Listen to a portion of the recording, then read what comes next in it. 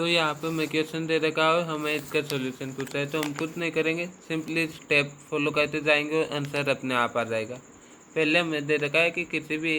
एक एपी है जिसकी शुरुआत की 4 टर्म्स का सम 6 है, यानी कि 4 टर्म्स कौन सी हो गई, ए प्लस डी, ए प्लस 2d, ए प्लस 3d, इनका सम यानी कि 4a plus 6d is equal to 6, यानी कि 2a प्लस 3d 2 कॉमन ले लिया is equal to 3, equation first आ गई। ऐसे ही बाद में दे रखा है 6 टाइम्स का सम 4 है, यानी कि a plus 4d, a plus 5d, ये हो गया। 6 से प्लस 5 प्लस 4 9 और एक क्या हो जाएगा, प्लस 15d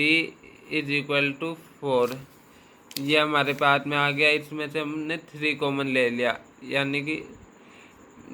3 2 यानी कि 2a प्लस 5d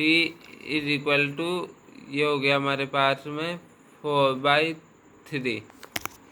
तो अब हम इन दोनों को सॉल्व कर लेंगे। इस इक्वेशन सेकेंड में से इक्वेशन 1 को माइनस कर दें, तो हमारे पास में 2a से 2a cancel, 5d minus 3d यानी कि 2d is equal to 4/3 minus 3, यानी कि एलसीएम ले लिया तो ये हो जाएगा 4 minus 3 3 9/3 is equal to minus का 5/3, यानी कि ये 2 इस साइड में ले गए तो d is equal to minus का 5/6। तो हमारे पास में कॉमन डिफरेंस की वैल्यू आगे पुट करके a की वैल्यू फाइंड कर लो। d is equal to minus का 5/6 यहाँ पे पुट किया, 2a माइनस ये 5/2 हो गया इज इक्वल टू 3, 3 से 3 2 6 कैंसिल हो गया, यानी कि ये बन गया 2.5, 2a minus 2.5 is equal to 3,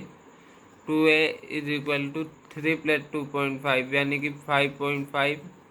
a is equal to 2.75, A की वैल्यू आ गई, डी की वैल्यू आ गई। हमें पूछा फर्स्ट 12 टर्म्स का सम, यानी कि hn is equal to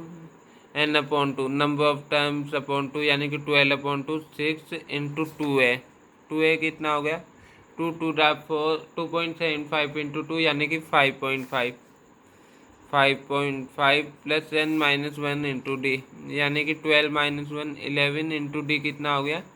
11 into minus का 5/6। तो इसे आगे सॉल्व कर देंगे। hn is equal to 6 into 5.5 plus ये माइनस का 55 प्लस 5 6 5/30 और 0.56/3 यानी कि 33/6, ये 6 से 6 कैंसिल, यानी कि hn इज इक्वल टू